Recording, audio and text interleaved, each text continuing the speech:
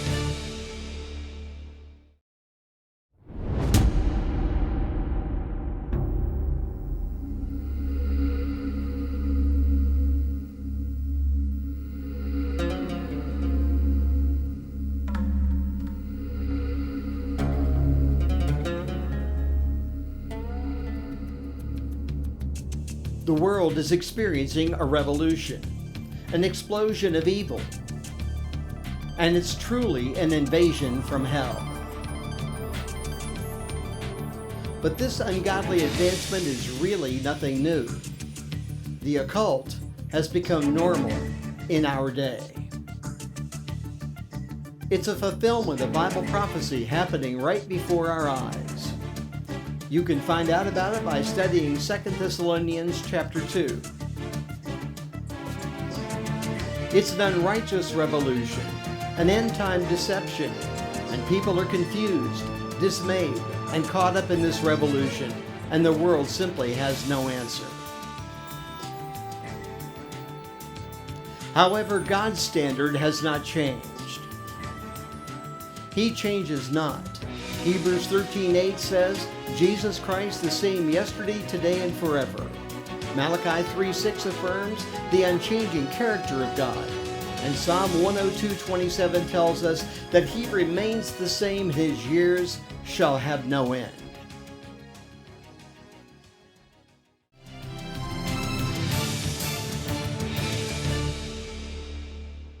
God is sovereign and will do what He sees fit to do at any given point in time.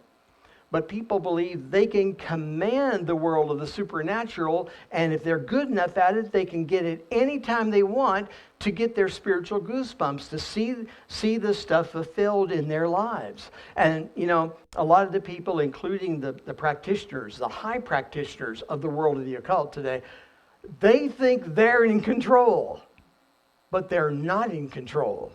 The God of this world understands, and He is called the God of this world in 2 Corinthians 4:4. He understands that He is preparing the world for future events. He has an idea of the timing of it, but doesn't really know the timing of it. He doesn't know at what generation the Antichrist is going to come forward. A lot of us believe that there has been an Antichrist candidate or candidates in each generation.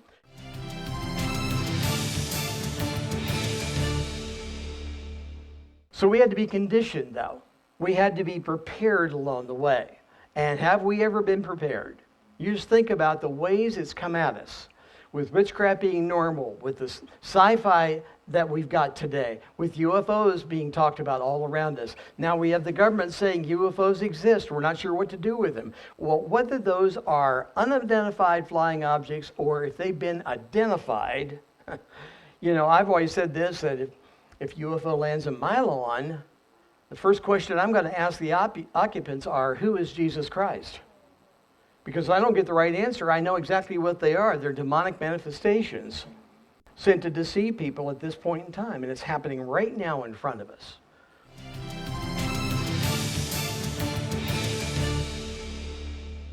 The number one way that people get involved in the world of the occult is because their friends are involved with it. And they feel the peer pressure to get involved themselves. And they feel the peer pressure of there's nothing really wrong with this. All of our friends are doing it. Our heroes that we see in the movies or television shows are doing it. And well, I'm just going to go ahead and do it myself. Everybody's looking for expression. People are looking for power, spiritual power, supernatural power. And we have to understand that's the world we live in.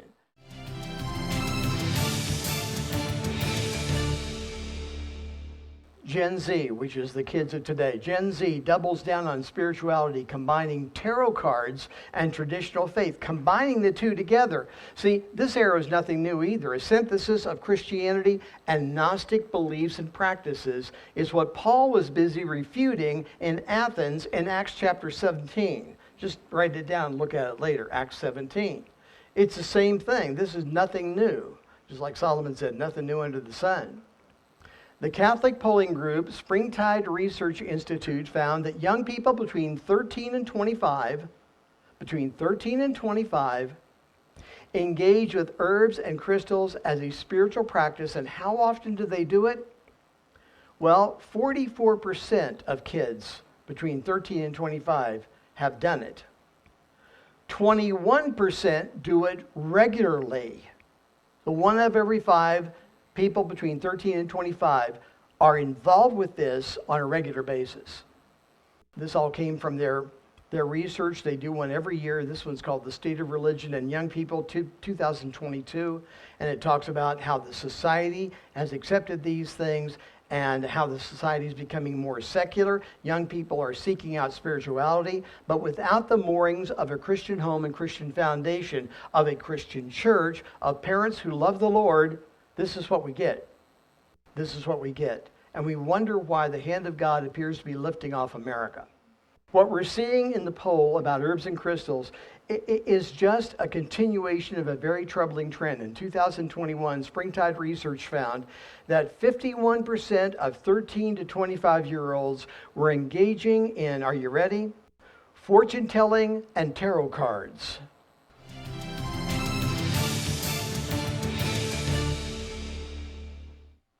How is it that the church has come to accept and even defend the world of the occult? I would expect that out of some of the liberal churches or liberal denominations. But I don't expect that when I hear of evangelical churches or those who I thought were evangelical. It is a shocking thing to see that some in the church today have come to accept the occult, at least in their entertainment. They're not out practicing witchcraft. They're not out, involved in sorcery as the Druids were on All Saints' Day. No, it wasn't like that. It's not like that. But some have learned to defend paganism because it's something they become endeared to. It's amazing the power of television, the power of motion pictures, or of a genre such as Harry Potter or Star Wars, or you could name it. How we love it so much that we start defending it.